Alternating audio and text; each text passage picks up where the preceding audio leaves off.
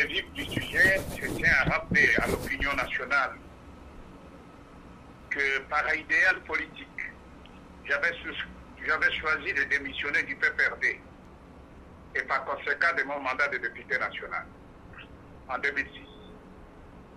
J'avais pris cette grave décision d'abandonner les immunités et autres avantages pour soutenir un combat que j'avais jugé juste et salutaire pour notre peuple et pour la République, gravement menacée par l'incursion intercongolaise des troupes rwandaises, en complicité avec les pouvoirs en place qui n'avaient pas respecté les procédures en la matière. Depuis lors, j'ai, à ma qualité de cofondateur de l'INC, mené mon combat politique pour l'abstenance en RDC, pour le respect de la Constitution, pour la paix, la sécurité et le bien-être de notre peuple, lequel combat m'a injustement conduit en prison. Je voudrais ici, tout en remerciant tous ceux qui m'avaient soutenu dans cette épreuve, affirmer haut et fort que ceux qui m'y avaient envoyé ont échoué dans leur projet de me décourager et d'altérer mon engagement pour la démocratie. Bien au contraire, je suis sorti bien déterminé à continuer la lutte en faveur du peuple congolais. Depuis ma libération jusqu'à ce jour, je n'ai cessé de me battre au niveau de mon parti, l'INC, et de la dynamique de l'opposition pour le respect de la Constitution et pour l'alternance que le peuple congolais appelle de tous ses voeux. C'est justement pour empêcher la prolongation indéfinie du mandat du président de la République en exercice que j'avais levé l'option de participer aux travaux de Jean-Baptiste qui ont engendré le rassemblement des forces politiques et sociales acquises au changement. En y allant, j'avais et je continue à avoir la ferme conviction que face aux nombreux pièges de la majorité au pouvoir, seule l'unité de l'opposition pourrait sauver la République du danger de la monarchisation du pouvoir dans notre pays. En effet, nul n'ignore que dans sa stratégie de se pérenniser au pouvoir, la majorité kabyliste a refusé d'organiser les élections et préféré imposer un dialogue qui conduirait à la modification de la Constitution. Déterminée dans son projet, la majorité au pouvoir s'est procuré l'arrêt de la Cour constitutionnelle destinée à maintenir le président Kabila au-delà de son mandat, de son second et dernier mandat, en vue d'une transition et partant le changement de la Constitution. Pour rien au monde, engagé en politique par idéal, je ne saurais cautionner pareille démarche et je considère comme une trahison. Mesdames et messieurs de la presse, secrétaire général de l'INC et coordonnateur de la CVD, j'ai été désigné pour représenter le parti aux travaux du comité préparatoire au dialogue. Et c'est en contradiction avec les options levées par la dynamique et le rassemblement dont, jusqu'à preuve du contraire, l'INC fait partie. C'est ici que vous comprendrez le motif de mon boycott de la première journée de ces travaux. En effet, à ma qualité de membre de la dynamique et du rassemblement, je me devais d'en observer les mots d'ordre de la journée du monde. C'est pourquoi, à ma qualité de participant aux 10 travaux, tenus la semaine dernière à Kinshasa, travaux dont beaucoup d'entre vous ont eu à couvrir le déroulement, j'ai tenu par devoir patriotique, par respect pour la Constitution et la résolution 2277 du Conseil de sécurité des Nations Unies, j'ai tenu, disais-je, à vous inviter pour faire à l'opinion nationale, tant nationale qu'internationale, ma restitution de ce qu'ont été ces pourparlers.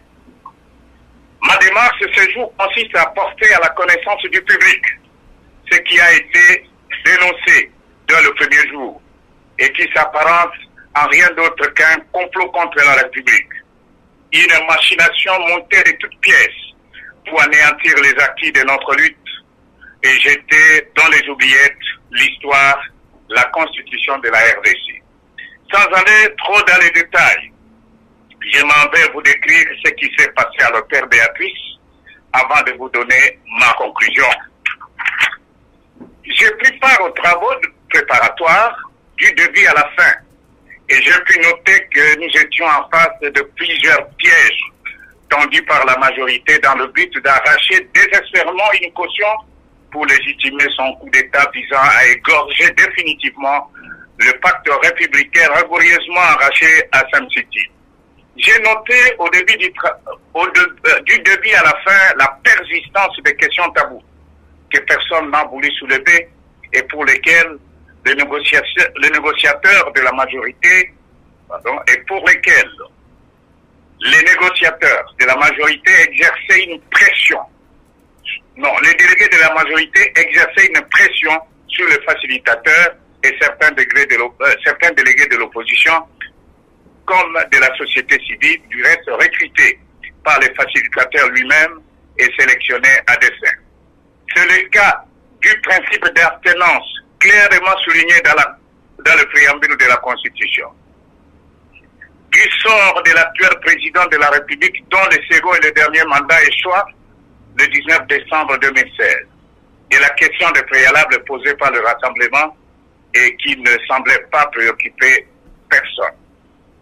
Ma présence au comité préparatoire m'a permis de conclure que l'opposition présente à ces travaux est prise au piège de la majorité, au point qu'elle n'a aucune autre issue, sinon que de servir de caution au coup d'État constitutionnel en gestation à travers soit la révision constitutionnelle en gestation, soit le changement de la Constitution ou encore le référendum inopportun, mais évoqué par certains caciques du pouvoir et dont le projet semble à portée de la main.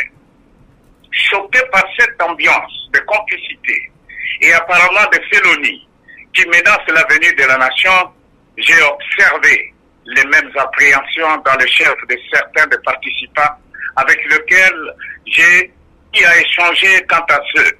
Je suis convaincu que chacun, dans sa conscience, en tirera les conséquences qui s'imposent. Du facilitateur et du groupe de soutien. Il vous souviendra que le facilitateur a été réquisé par le Rassemblement à cause de ses apparentes accointances avec le pouvoir en place. Au cours des travaux, je puis établir la véracité de ces allégations, notamment à travers la police complaisante de débat devant un panel passif et vraisemblablement inexistant. En un mot, comme en mille plutôt que d'être neutre, les facilitateurs s'en trouvent neutralisés par la majorité qui a placé autour de lui son artillerie lourde qui oriente et téléguide et dirige toute son action. De préalable. Cette question constitue, à mon humble avis, la pierre d'angle pour la décrispation du climat politique en vue du dialogue.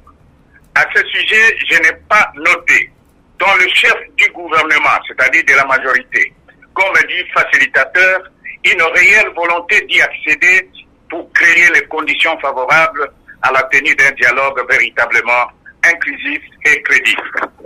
Ici, il y a lieu de souligner qu'en dehors d'une mesure de grâce présidentielle ou d'adoption d'une loi d'amnistie, on ne peut se convaincre de l'effectivité des mesures annoncées par le ministre de la Justice comme réponse à cette exigence. Ces mesures ont ceci de particulier qu'elles pourraient impacter négativement les affaires politico-judiciaires à charge de certains politiques à toutes les instances de procédure, qu'il s'agisse des poursuites judiciaires comme c'est le cas de Vital Kamere, dans l'affaire contre l'honorable Wivine Moleka, du bâtonnier Jean-Claude Mouyambo, de M. Moïse Katumbi, etc., et des condamnations notamment pour l'honorable Diomi Dongala et bien d'autres victimes de l'arbitraire comme les anciens soldats du MRC, Firme Yangambi, Eric Kikunda, et bien que des gens amnistiés continuent à croupir dans les geôles comme des otages du pouvoir. De l'inclusivité.